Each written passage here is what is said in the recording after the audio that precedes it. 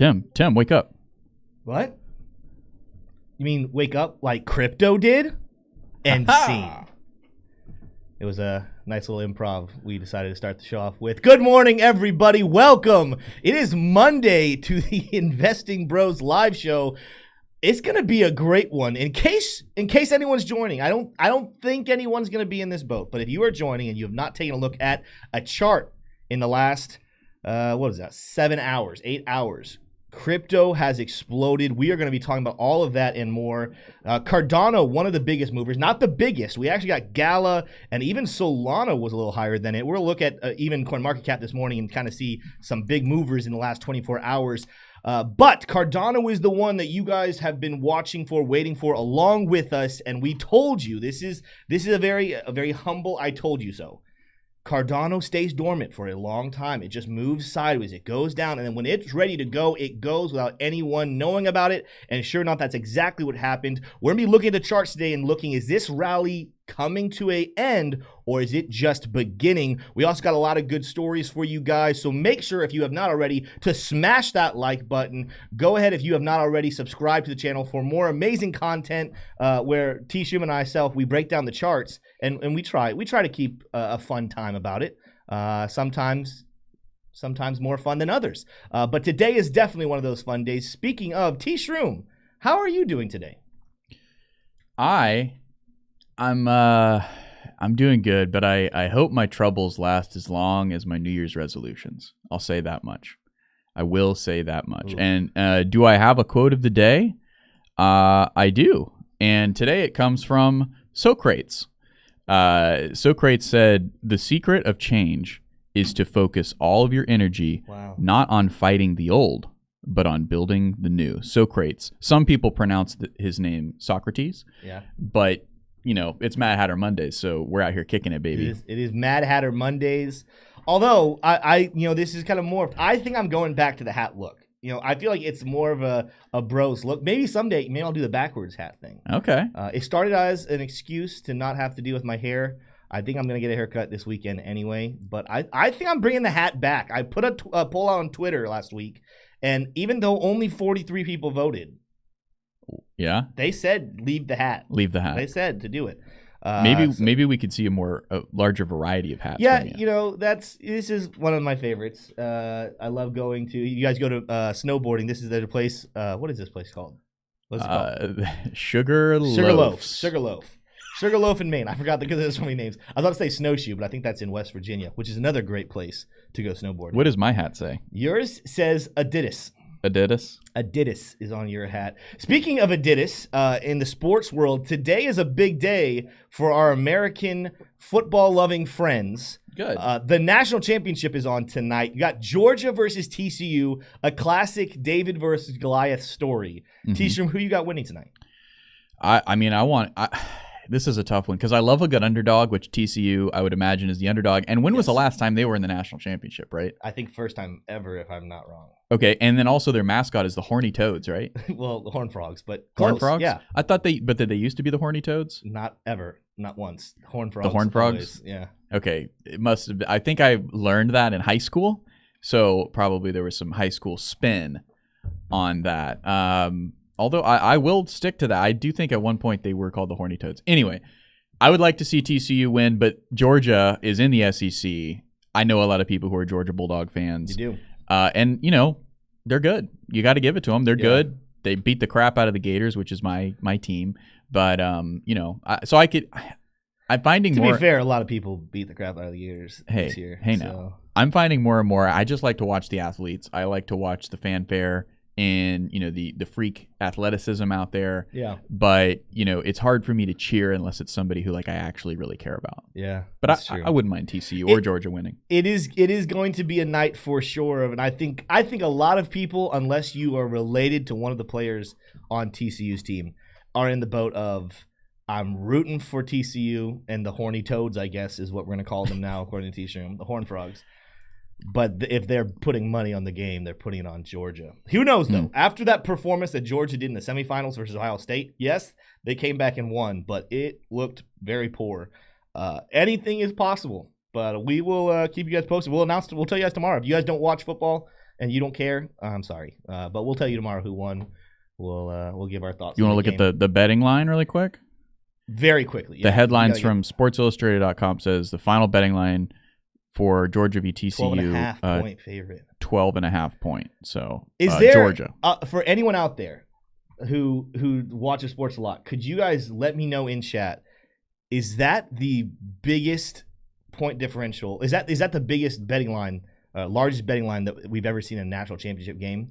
We've seen national championships end where a team wins by more than 12.5, but I don't know if I've ever seen a team be favored by 12.5.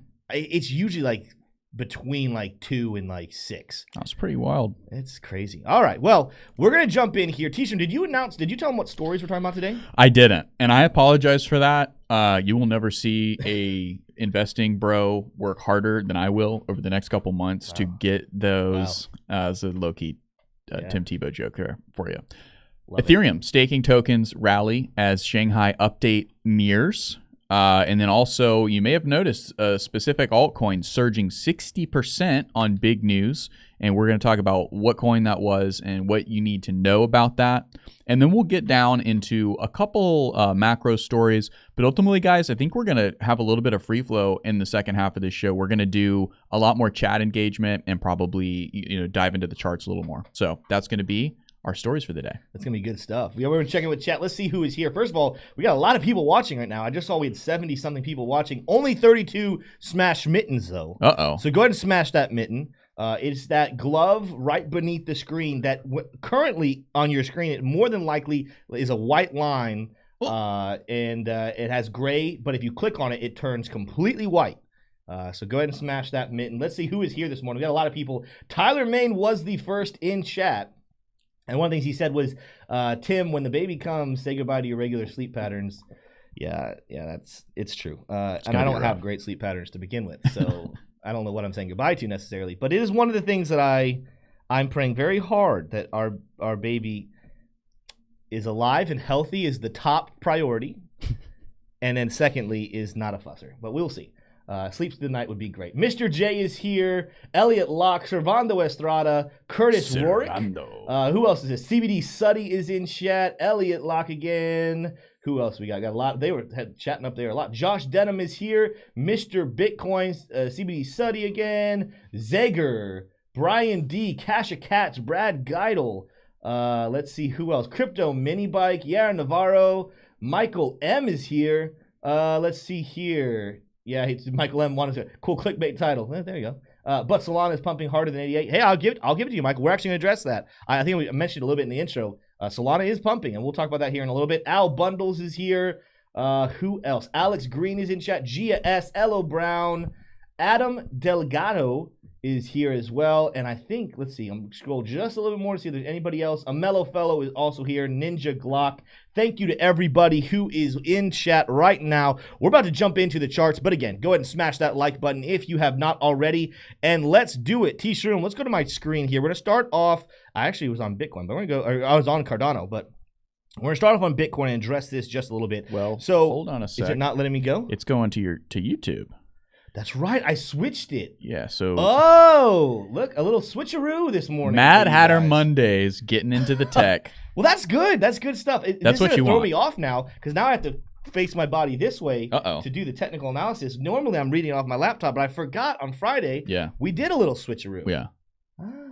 So it's Mad Hatter Mondays. That's what happens when we've got our mad caps on. All right, well... Good stuff. That threw me off a little bit. Let's start off here with Bitcoin. We're out here on the daily chart where we broke through the 50 that we were struggling with here over last week. And that was something we were talking about a lot as we got closer towards this level of resistance. And I'm going to zoom in for you guys. Nice. Ooh, that played a little too far for me. A little bit. We talked about hesitating right here at that where we were kind of hovering around the 50. Sure enough, over the weekend, we broke through and now we're heading back up. This is kind of what I talked about, though. That if we broke through this level of resistance, watch for us to potentially start rallying back up towards 17,600. I think there's a good chance Bitcoin is still heading in that direction. We're not overextended on the RSI. We're not overextended on our oscillator right here with Luxago as either. I do want to see when we start to present some red candles here because you guys have noticed the thing I'm looking at here and the reason why I think there's a chance that we could get some bearish RSI divergence is we have a daily close all the way back here in December where we close as high as 17,800. We need to be able to cancel this bearish divergence we're beginning to form. We're going to need to close higher than that level or the RSI drops lower, which, by the way, that is not going to happen. Like right now, as we speak, let's say this is the reversal zone. We would have weak bearish RSI divergence right now because our RSI levels are just about flat. But more realistically, I do expect us to rally a little bit higher. I'm expecting us probably to end up closing or at least touching around the 17,600 once again. But of course, our RSI is going to end up closing higher than this level right here of 59 on the RSI, setting us up some bearish RSI divergence on the daily chart. We've talked about this before that, even though I was kind of predicting a rally would come, I didn't know how quickly it would happen, especially last night. But I did think we were going to start rallying here with a reversal coming in soon. I think that as we get closer towards the end of Q1 again, don't be surprised. And this longer time frame, as we're sitting in a falling wedge pattern on Bitcoin, I'm not going to be surprised to see us make our way over towards this red line, hit resistance, and then fall down, setting new lows at the end of Q1 around 14,300. But we'll talk more about that later when some stories come up, because we're going to be kind of breaking down why even this rally came into existence in the first place. Let's look at the 4-hourly chart and see what's happening here. You're going to see a trend on almost every coin we look at. We are massively overextended, though, on the 4-hourly chart, which means temporarily for the next day or two, we could have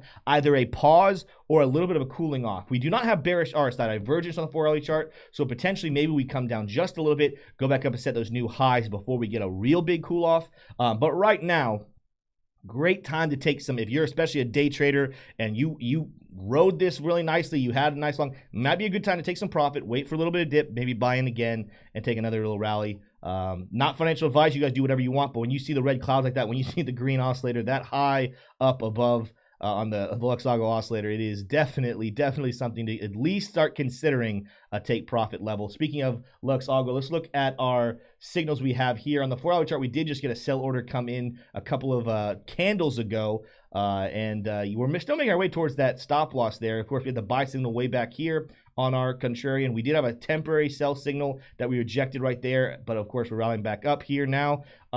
We don't really have, let me see, the next level of liquidity above us actually does put us back up towards where we peaked out here over a month ago, up around 18,200. But again, I'm not necessarily too certain we're going to end up getting there. Right now, another reason to potentially say it might be time to take some profit is not only are we under a sell order on Luxago, we also are hitting that reversal cloud, that red reversal cloud. Let's let one more thing pull up our Bollinger Bands. We are overextended on the Bollinger Bands in that cloud. Traditionally, when you're overextended on Bollinger Bands and you're hitting a Luxago reversal cloud, it's time to cool off just a little bit. So again, that not only does that make a lot of sense based off of the run we had last night alone, we're seeing the charts kind of even confirm that it might be time to just, take some profit. I don't think this rally is necessarily over as a whole, but rallies contain some small dips along with the big green candles. Let's go ahead and move on. Let's look at Ethereum. Now, Ethereum is one, it actually went past my prediction point. So we talked about this,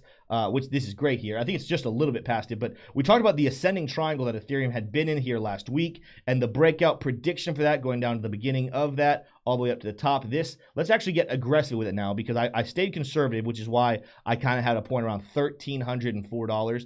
Let's go ahead and get aggressive with it though. We still on the aggressive side have come and peaked out. So this was a great place if you guys were listening to take that trade right there when we retraced, hit that former resistance, turned into support, came back up. That would have been the perfect trade right there, taking profit around $1,322. Again, Ethereum's another one, though. I think it's going to have a little bit of a cool off, but I'm not going to be surprised if we cool off. And again, just like Bitcoin, start making our way back up towards this red line. Let's go out to the daily chart and see what we're looking at right here. It's a longer time frame level of resistance here that is going to come into play. Now, we did break below. You guys are going to see we had a rising level of support and a falling level of resistance. This was what we call a symmetrical triangle pattern that traditionally when you fall bearish into symmetrical triangle patterns, you end up breaking bearish. Sure enough, that's exactly what we did right here. But that line is coming back into perspective. Are we going to reject at it or can we potentially break through? You're also going to notice it's going to come right close to where this former support level is also turning into resistance. So Ethereum, still a little bit juice left in it, I believe. However,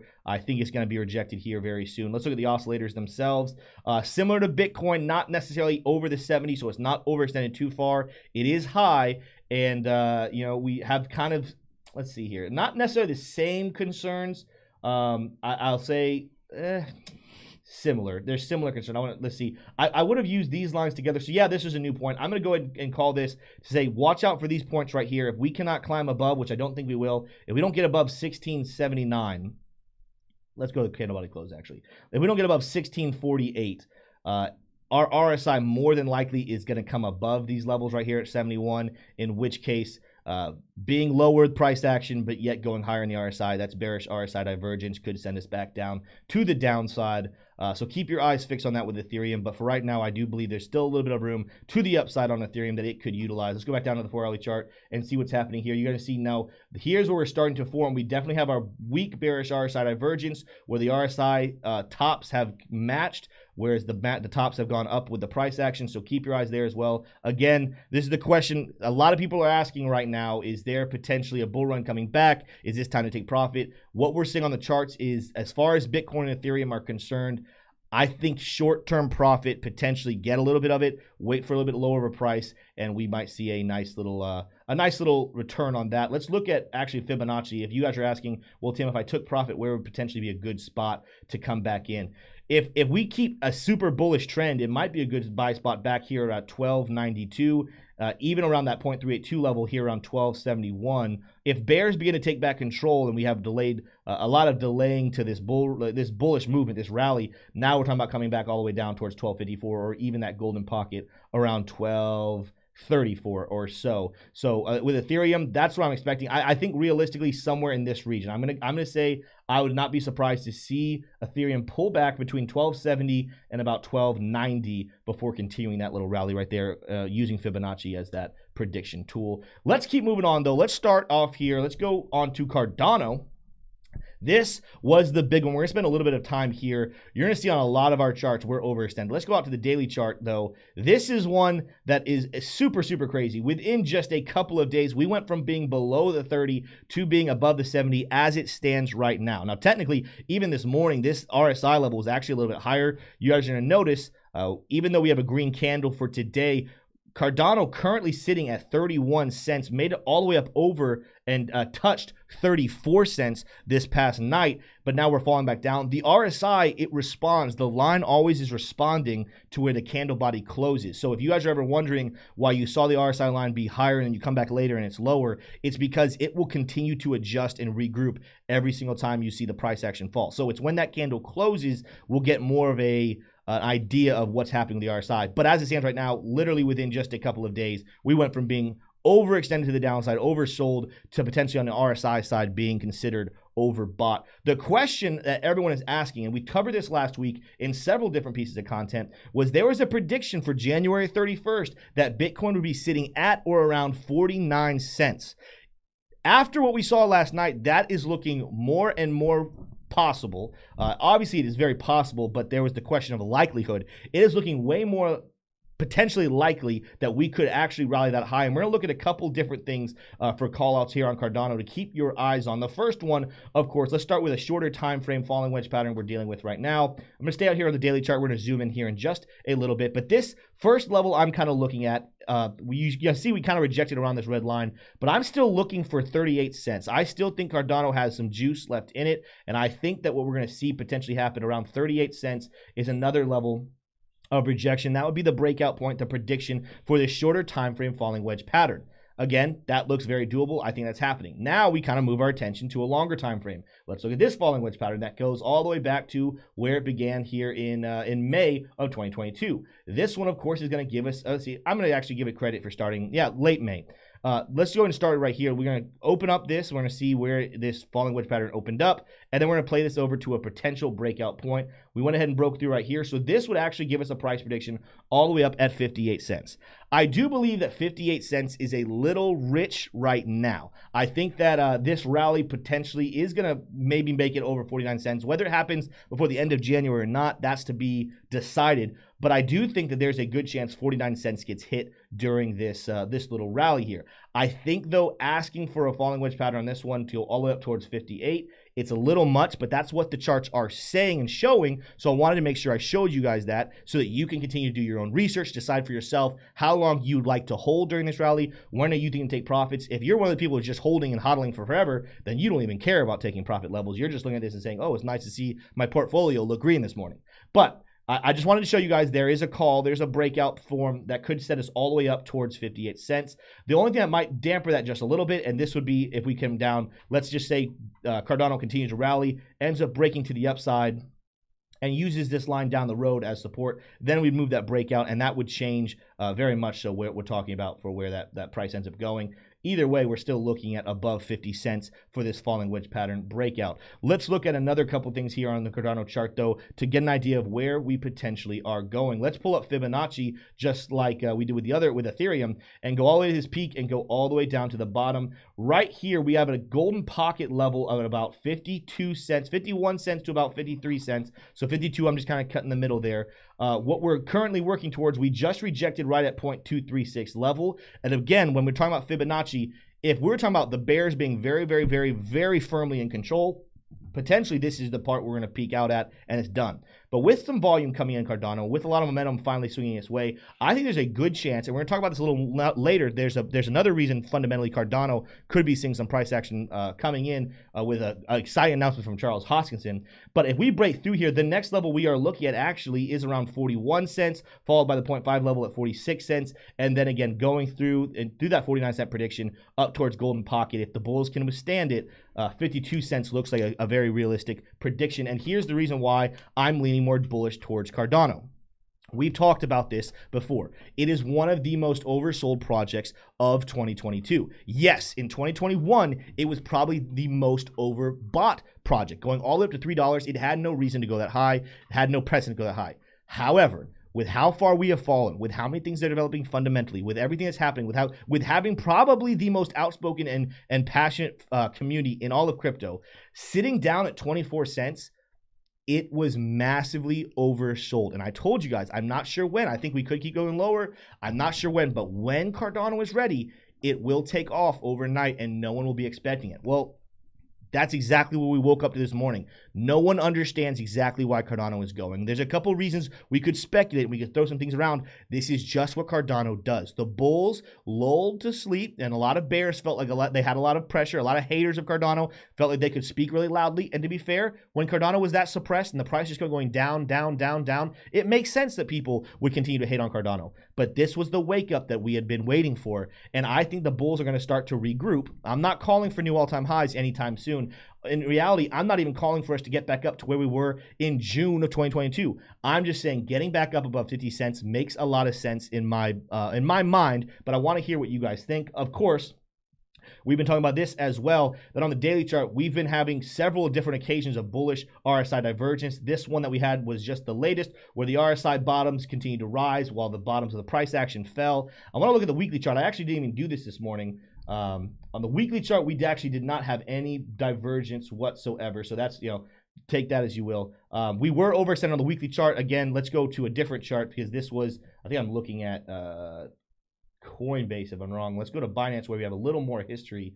This was the first time on the weekly chart, this bottom, that we'd ever broken below the 30 on the weekly RSI. So that is something you guys can see, this green cloud on the weekly chart. It has considered Cardano overextended or oversold ever since back here in February of 2022. So we're approaching an entire year of being oversold on Cardano. That's why, one of the few reasons why I think that bulls really can get control and regroup. I don't think that necessarily that everything is over. I don't think the bull run is necessarily going to come back overnight. I still think even with breaking above 50 cents, what am I looking at? These are lines drawn for the log chart. I still think that if we break up towards 52 cents, there's going to be something that happens here. Let me go ahead and take down my Fibonacci just so I can see this a little clearer. I think there's a good chance what you end up seeing is we break high, we do some bounces like this, we hit our 52 cents, and then potentially we start a new downtrend, and we do come back down towards 30 cents again. The question is going to be, if we can get to 52, does that mean the bottom on Cardano, is it completely in, or do we potentially have a little bit further to go to the downside? I want to hear what you guys think. If we get above 52, barring something catastrophic, I do believe 52 cents could potentially be a good sign for Cardano. The bottom is in. We won't have to visit those 22 cent, 20 cent, maybe even down towards 15 cent levels that people have talked about. Let me know what you guys think down in the comments, however. Let's move on. Let's look at a couple other projects that had some big days as well. The biggest of them all actually was Gala. Now, I'm going to be very honest with everybody. I'm not necessarily any type of Gala expert. This is not a project that I study very hard, but from what I understand, there's a new development. And T-Shirt, maybe you can confirm or deny this. Did they just create a new game, a new partnership? What exactly happened with Gala from a news perspective that would have caused it to rally? We're going to cover that in just a minute. Sounds here. good. Yeah. Sweet. All right. Well, Gala, just and everyone who's watching, it is up now. I saw something say like over 60 cents, but let's go to the bottom where it actually experienced yearly lows here. We are now with Gala up 176%. So I told you guys, Gala isn't a project that I necessarily spend a lot of time with, do a lot with, but I've definitely seen a lot of people I know and heavily respect constantly talk about Gala, despite the fact that the prices were low, despite the fact that people seem to be bearish on it, just like people were bearish on Cardano and other projects like that. They continue to hold strong. They said, listen, the price does not equal the fundamentals. This is a strong project, and anyone who was in that category and still believed in it down here at less than 2 cents is looking very, very intelligent this morning. I was reading an article this morning that says a lot of people are expecting a rally all the way up back towards 7 cents. That would make sense if you pulled up, I think it's Fibonacci is going to give us some levels like that. Let me look at that. Let's go up to this peak that we had back here in June of 2022 all the way to the bottom. So right now we're a little bit below 0.382 here around 4 cents. The golden pocket though is where it's going to get us closer up towards, that gives us 6 cents. So I think we'd have to get up between golden pocket and 0.786. But let me know what you guys think. Do you think Gala can actually get that high? For right now, I'm sure when we pull up these oscillators, just like everything else, we're going to see massively overextended. Yeah, on the daily chart, we're looking at a 87 on the RSI. Pause right there, and that's absolutely ridiculous. Like Yeah. that is 87 on the RSI. Yeah. You don't see that every single day. And so while technically speaking, we don't have short-term bearish RSI divergence, although I'll go look at the 4-hour chart, we do have this longer time frame. So clearly, well, that one's there's a chance our price rallies and defeats that one. Yeah, daily chart, we actually don't have bearish RSI divergence on the daily chart whatsoever. Let's look at the 4-hour chart. I'm going to assume, no, holy cow. We're looking like we could start developing it here on the 4-hourly chart. But we don't technically at the moment have bearish RSI divergence on the 4-hourly chart either. We do have the Luxago oscillator saying we are overbought like crazy on the shorter time frame. But there's potentially a little bit of juice left in Gala to continue the upside. I would not recommend anyone entering along at this point, probably on any project whatsoever. If you did one, I'm starting now look for places to take some profit.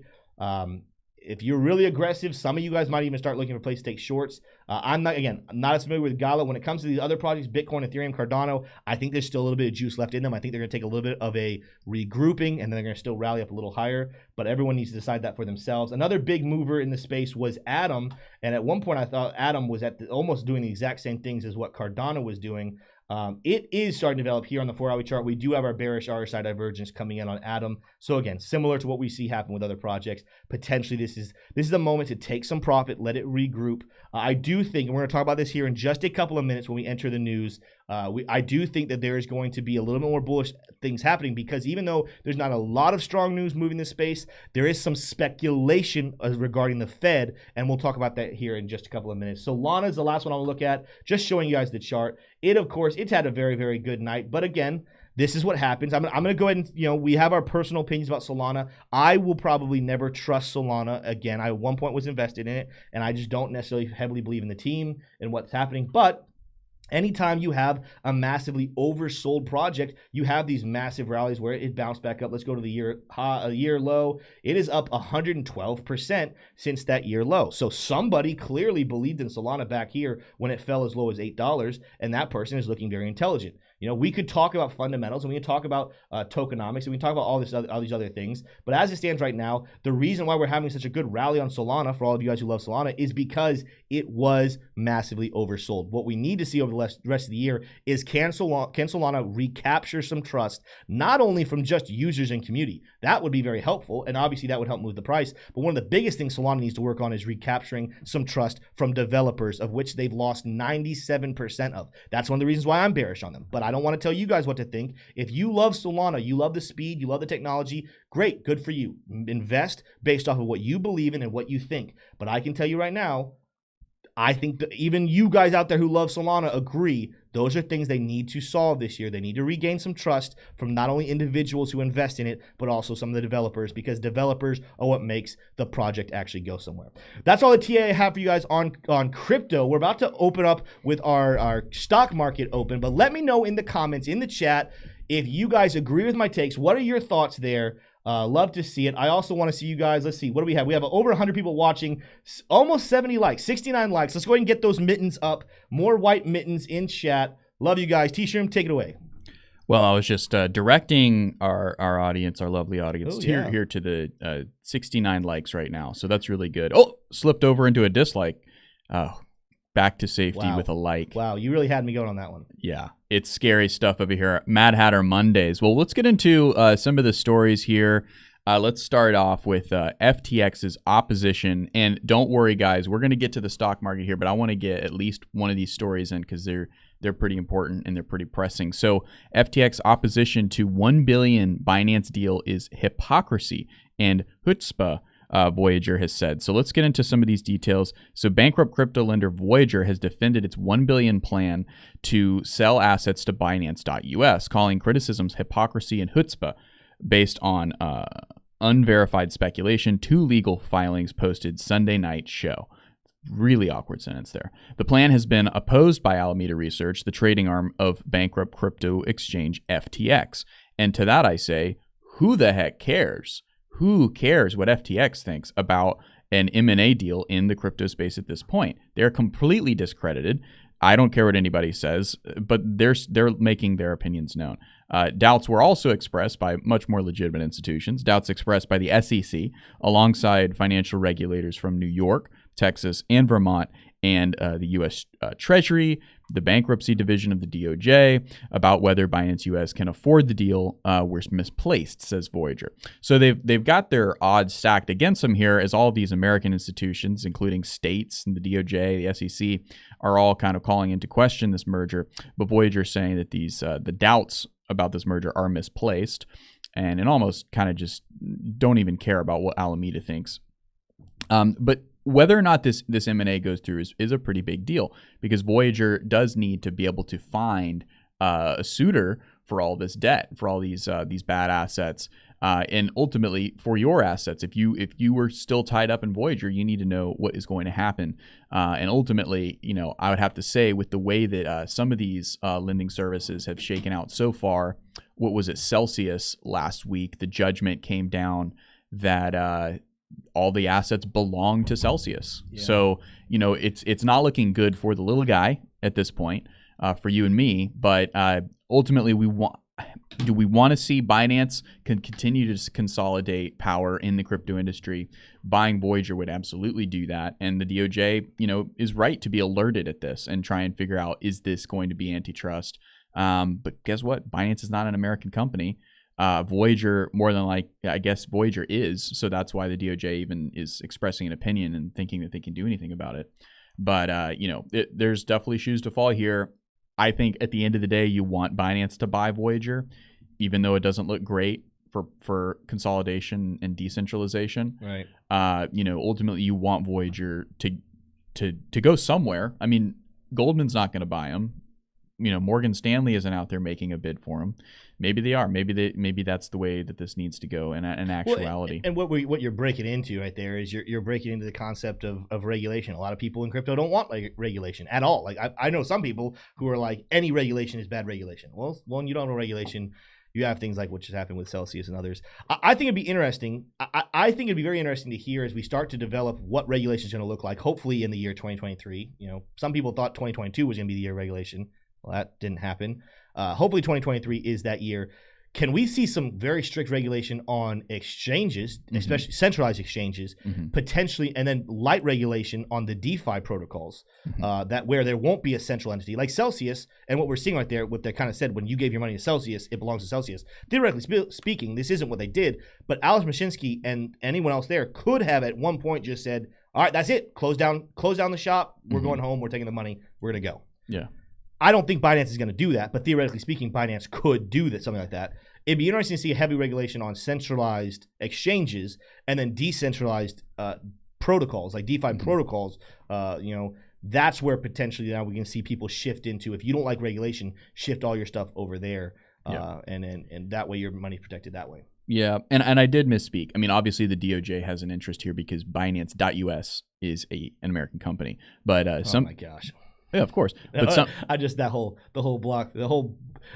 will forever like laugh at when people talk about Binance.us and Binance being two different companies. Yeah.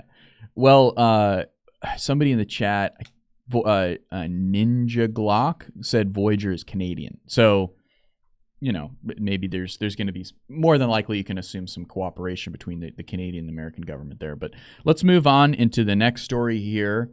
And that is going to be the Ethereum staking tokens rally as Shanghai upgrade nears. So those tokens are Lido and Rocket Pool, and they're both moving north with the rest of the crypto market. But as the withdrawal date for unstaking ETH closes in, tokens powering various liquid staking protocols are enjoying a hefty rally.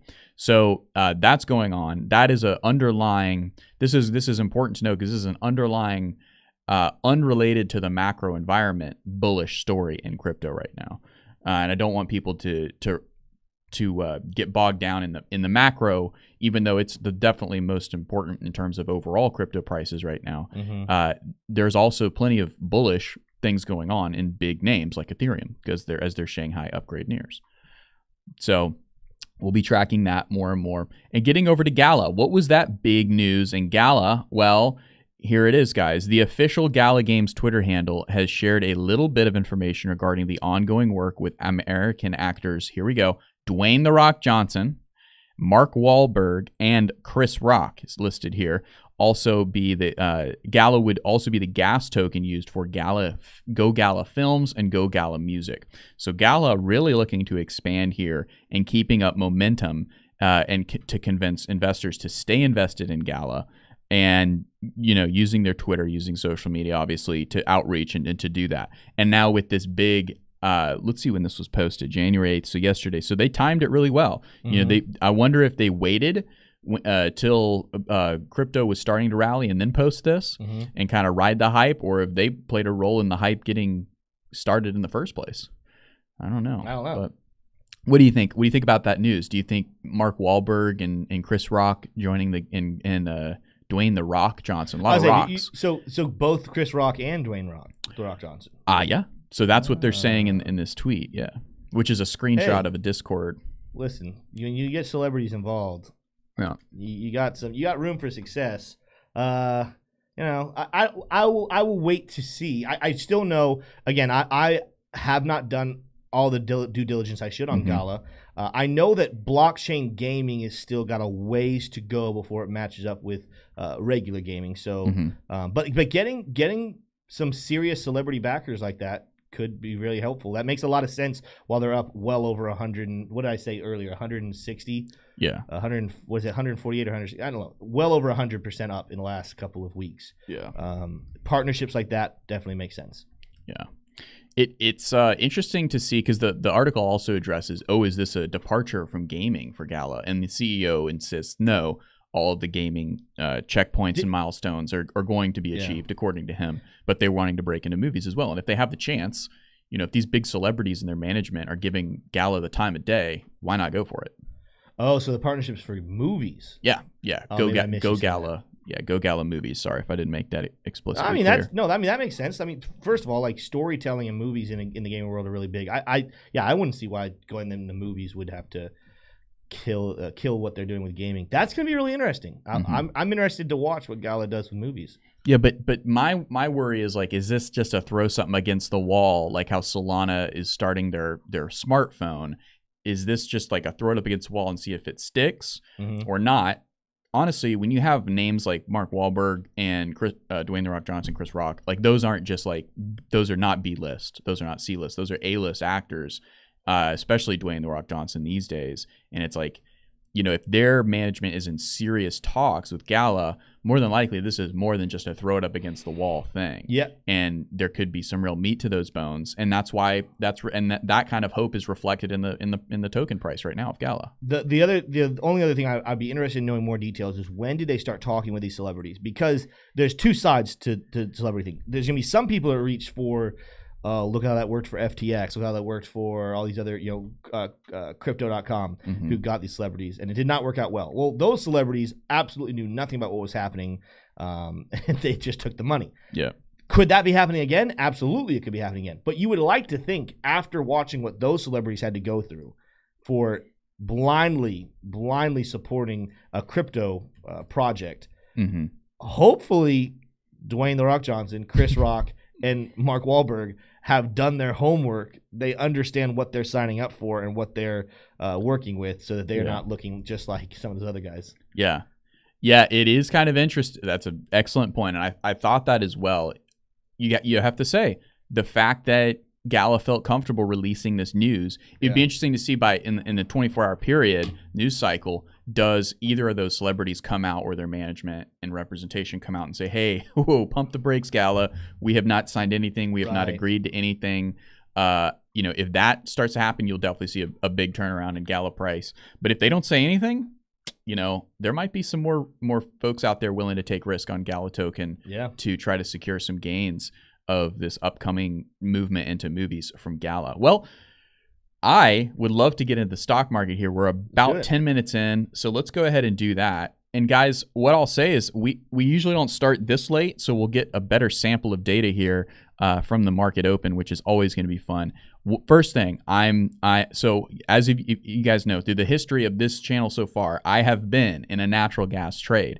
Okay, this morning I sold my shorts on natural gas, 100% of them, because as you can see here on the daily chart, natural gas has gone into the Lux Algo reversal cloud, and it has now exited that, right? So I'm thinking this is very, very bullish. Doesn't mean that by the end of the day, I can't re-enter some shorts on natural gas, but I mean, as you can see here, this is the exact instrument I was using to short natural gas, not using futures or options. I'm using cold. It's an ETF that tracks the inverse price movement of natural gas spot price. Okay, so you can see here, it's moved up, it's come down, and this has been a monster rally for me in the short. But in the long, the boil, which is what I'm using to long natural gas, I am down quite a bit percentage-wise. But I'm guessing that, and I'm betting that.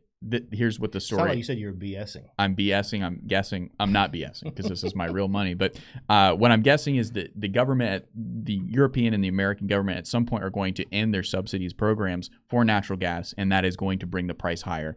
Also, you have the opening of China, which is something we've covered in previous weeks. That is a huge story for energy, because all those billions of Chinese that have been in lockdown because of their zero COVID policy over there in China, those folks are going to be out and about, spending, driving around, getting back into luxury lifestyles, and they're going to be using energy to do so. Manufacturing operations will be getting into higher levels of capacity. All of that needs energy. And you need oil, you need natural gas. So that's the overall macro story.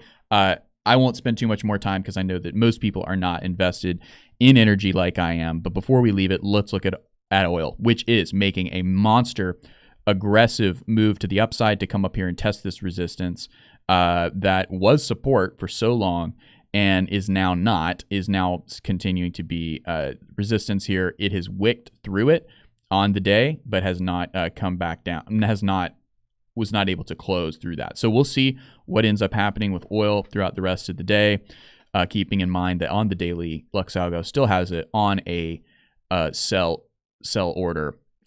rating.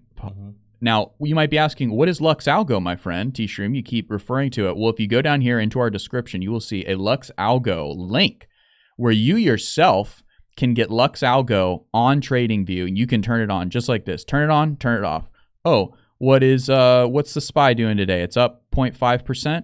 Well, what is Lux Algo saying about that? Let me turn it on. You can flip it on. Oh, on the daily, it's still under a sell rating. Not going to get into the SPY yet today, even though it's surging. I'm going to wait and use Lux Algo for a little bit of risk management. and have a little bit of extra statistical help into my entry and exit points. You can find that LuxAlgo link down in the description, as I just showed you.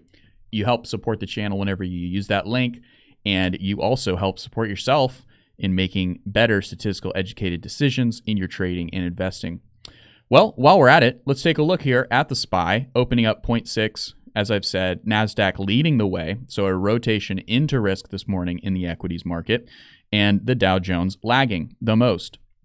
Really, really interesting stuff there. Kind of definitely not the picture that the media was portraying in the first couple weeks here of January. So it's really bullish. I mean, it's bucking the trend here, the S&P. And let's take a look here at the Dow Jones as well, because we want to see what the how it's been interacting with this line of support. I'm going to go ahead and turn LuxAlgo off also before I do, noting that it is still Dow Jones is still under a sell signal on the daily chart.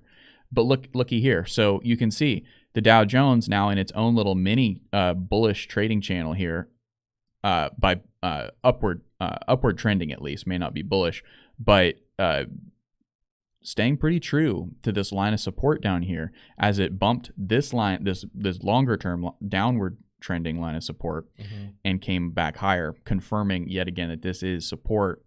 Now that is pretty bullish, guys. But what I'll say when I said there's a rotation into risk this morning, that means that historically, meaning the last couple of weeks, there has been a rotation out of risk.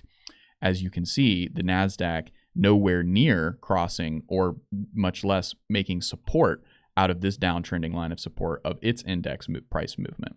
Same thing pretty much for the SPY, although I think that it has a little bit better chance of getting up there before any kind of major correction down to the downside to come touch this bottom of the channel.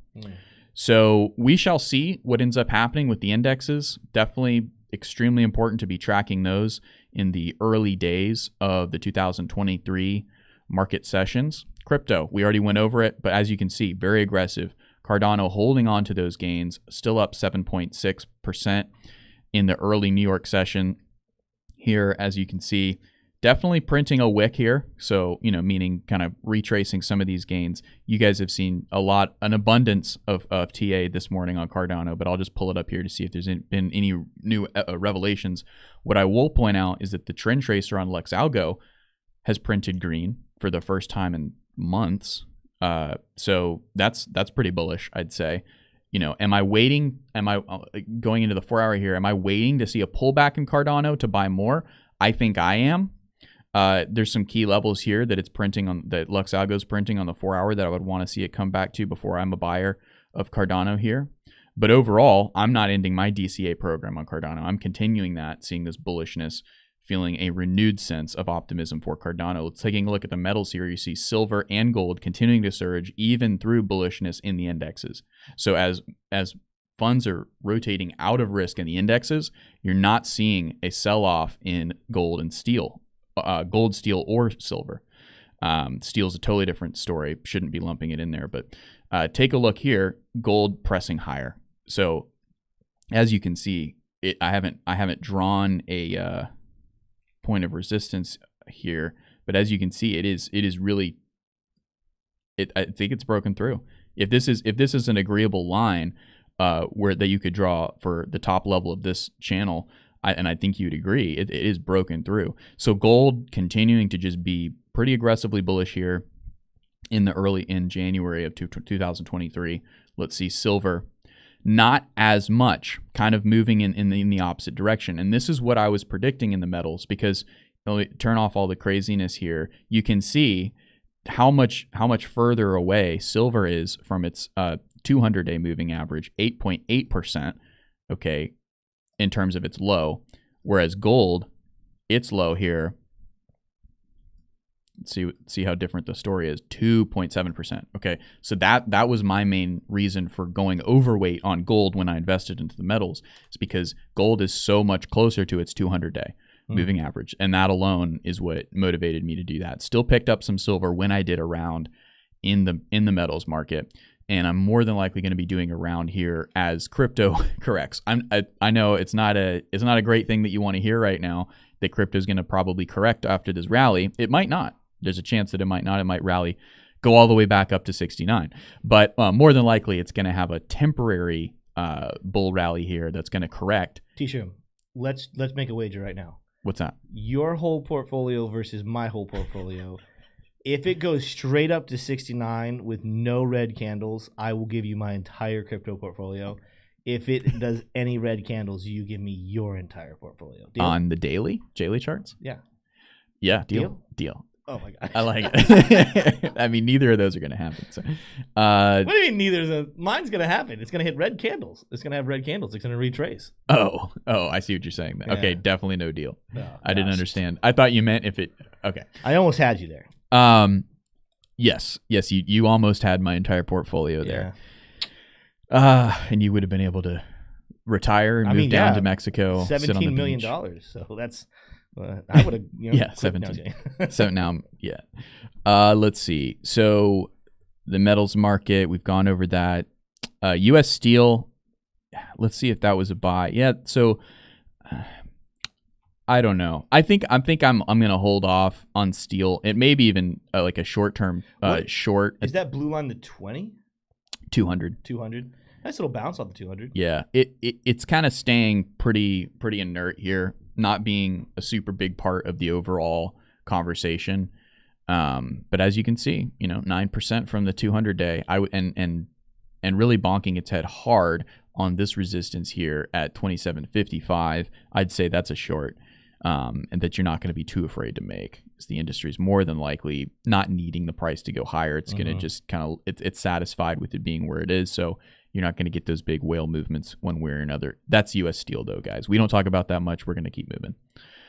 Big tech, something we do talk about quite a bit. I'm first interested in Tesla. Tesla moving up 6.7%, a name that I have not touched with a 10-foot pole, especially in 2023, because of just how volatile it is, guys. It is so scary. It has not come, as you can see here, Tesla has not come and tested new highs here for the new year. As those highs that would need to test and clear is 123. It is barely at 120 this morning, and that's up. And that's with it being up almost 7%. So more than likely, Tesla needs to come down and go ahead and test 100. It's a big psychological move. I think once it gets to 100, you might be able to see some real moves to the upside, but I will eat those words if this is the real rally here. Also, let's see. Yeah, so Microsoft and Apple both up, recovering from last week. Microsoft had a tough week last week. Let's check that out. Yeah, big gap. So going for gap theory, this gap more than likely going to be filled all the way back up to 240, 239 and change. But that has yet to happen. We are seeing a bullish movement in Microsoft, which is the biggest stock held by all three indexes, the NASDAQ, the S&P, and the Dow Jones. It is kind of the golden child of the stock market, has been since for a long time. So it's important to see which direction that moves. Microsoft needed, you could kind of make the argument Microsoft needed to sell off a little bit because it's been holding on for quite a while to an inflated PE ratio. But we don't get into that too much, so we'll go ahead and skip that conversation. Bonds mixed. I'd say overall, bond yields a little bit bullish this morning, but the Dixie really here is the key takeaway. Continuing. Oh, look at that. I don't know if you've looked at the Dixie this morning, Tim, but it's bleeding obliterated. Out. Yeah. It's getting really bled out. It's looking like Tesla's chart. Dixie is. Cannabis down across the board. Tilray had some bad earnings this morning. What's up, Tim? That kind of the Dixie chart kind of goes with and I think you mentioned it in passing, and we'll talk a little bit more about it even tomorrow because we got a lot of stuff coming out. We got a Jerome Powell speech tomorrow. Mm-hmm. We got core CPI on Thursday. A lot of stuff coming. But when you're looking at the DXY, go to my screen real quick. We bounced off, went a little bit above it, but this level we talked about last week, 105, we kind of rejected there. Quickly have moved down here over the last couple hours. This is the 4-hour chart. Broke below another key level of support here at 103. Are we potentially heading down to 102? This right here tells you what you need to know. A lot of people are expecting, even though the Fed's most recent comments have come across hawkish, I think a lot of people actually are starting to slip into that thought of Are they going to work? Are they still trying to work at a soft landing? Are they going to start easing some things because there's been some pain? But despite the pain, even look at those the job report that we had last week on Friday. Does that job report just show how resilient? Again, I think it's some fake data in there, but are they going to use it as like, hey, even though there's been all this pressure, all these interest rate hikes, are we seeing the job market stay strong as a good sign? And are they going to go away from that being the reason why they stop raising interest rates? So I think the Dixie's kind of the confirmation. There is a widespread belief, fact or fiction, we'll have to see, that there's a lot of belief the Fed is going to start getting a little more towards easing. That doesn't mean lowering or cutting prices, but maybe they are going to start working towards some zeros, maybe only 1 or 2 25s. We'll have to see. I still think I'm still holding on. I think we're going to see 75 more points happen throughout the year. But some people seem to be almost acting like that's going to be more delayed than originally expected. Yeah. Well, I've got the monthly inflation rate chart here pulled up, and as you can see, if something doesn't spell a reversal like that, then I don't know what is. I mean, that is just a clear reversal. You come up, you tap 9, and you come back down, right? I mean, you could see a stagnation here. You could see it trade sideways. But, I mean, just based on it's the exact same angle as what it went up, I think it's going to come back down. And it may stagnate here around 5. But I think this is what you want to see. We're definitely not out of the woods yet. But if I'm the Fed and I'm looking at this chart, this is inflation year over year, headline, not core. This is what you want to see. Right, you want to see it continuing to come down. It's not just, and this isn't just one data point. This is 2. This is more than 2 actually. If you take a look at here, this has been constant movement down. Let's see how many months this is. It's actually 1. So 1. That's the first downward. 3, 1, 2, 3. Oh, 4. Yeah. So what is that? 6. So you get 6 months of downward movement in the headline inflation, mind you. And a lot of that having to do with oil, obviously, which is now ticking back up. But ultimately, this is looking good. This is what you want to see. And hopefully we won't see any movements back up or any kind of prolonged sideways action. Well, the only thing I wanted to point out here in the market open is that the oil producers are actually doing really well this morning. And that's not something that you see commonly in a day where there's also a rotation into risk. Right, so those oil names, especially oil producers, have been kind of a safe haven in 2022, especially the later half, as oil, the price of that just kind of shot up. Well, as long as the price of oil stays above $70 per barrel, all of those oil producers are in the money. And there's a lot of folks getting into them because of the dividends that they yield. So you can go do some more research on what dividend investing is. But those oil producers right now are doing really, really well. One of them actually has a 10% dividend yield. So definitely something to consider diversifying into as you're also dabbling in the metals, as you're dabbling in the commodities, and you're exploring other markets, other asset classes to invest in as the crypto bear market and the crypto recession is kind of uncertain as to how long it's going to go. Well, I wouldn't mind taking these last couple minutes and just going and looking at the chat and just seeing what's going on over there. Yeah, let's check out what's going on over there. We got a lot of, we still have over 90 people in here. Thank you to everyone who's watching. We got a couple more likes though we got 84 likes. Let's go ahead and jump that up over 90. The fact is there's probably more than just what would that be, like 10 people. I think we can squeeze out another like 15 likes before the end of this video. Matt C just commented, said investing bros. I'm with you. I think 50 and 25. I still think we're gonna see I still think we're gonna see the 25 this month. If you guys are looking at the prediction monitor tool, let me look at that, refresh it. 17, so 17% are saying 0. So that number is growing. There is a growing percentage of people maybe expecting a 0-point interest rate hike. We got 3 weeks and 2 days left. So we got some time for this to continue to swing, but that still leaves 82% of the vote and the people expecting a 25 basis point hike. I don't know. We will see. I think it would make sense based off what Jerome Powell has said to do a 25 and a 50. There's a chance that he doesn't. And we've seen him change his mind before. Like we saw him start off the year 2022 super dovish, acting like things really aren't a problem. We'll get this under control. It'll be nice and easy. And then he quickly changed his tune and got very aggressive. So could we see him being aggressive right now? And we see early in 2023, he shifts and starts getting more dovish. We'll find out. We'll be as surprised as you guys are, but we'll be covering it all along the way. Let's see what other people are saying here. I saw one that I wanted to address. Someone did say that if you did have $17 million that they would marry you. Elliot Locke. Really? So watch out, Amanda. But I did have to fact check myself. T-Shroom does not have $17 million.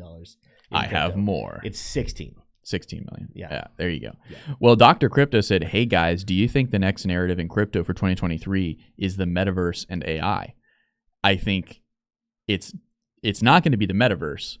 Maybe in the later half, like the fall of 2023, you might start seeing the metaverse come back into play, depending on what, how the market goes. If we see, nice bullish movement and Bitcoin's back up above 30, and make it a run for 40, then you might start seeing the metaverse. But the metaverse, the story of Meta, Facebook, formerly Facebook, is that they were too early to the market, releasing all these Meta Quests, over-investing in that, and losing a lot of advertising revenue on their flagship product, Facebook and Instagram.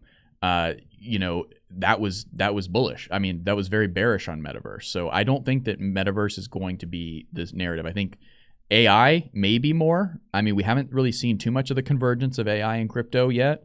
Although, we are seeing AI definitely in the headlines more and more. But ultimately, I think I'd love to hear Tim's response to this, but I think ultimately the biggest narrative in crypto for 2023 is transparency.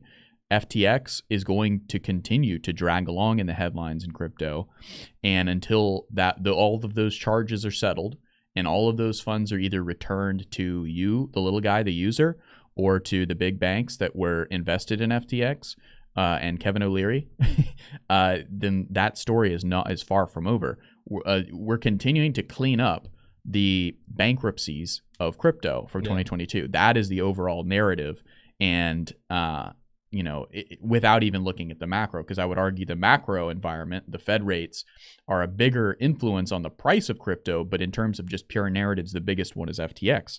It's the aftermath. Tim, what did you think the biggest narrative 2023? Yeah, I think we'll wrap it up after this one. Gotta head out here. But I would say it's going to be mandated transparency, because I think it's going to be regulation. I think regulation is going to force a lot of these companies to be more transparent with users. But we will have to, put a pin in that conversation for sure, and address it down the road. Good question. Guys, thank you to everyone who tuned in for today. That's all we have for you in this show, but make sure on your way out, if you have not already, subscribe to the channel for great content. If you're already subscribed and you sometimes miss notifications, hit that notification bell so you don't miss a single piece of content. We look forward to coming to you guys live each and every single weekday, 9 to 10 a.m. Eastern Standard Time. With that said, though, you guys have a great day, and we will see you tomorrow.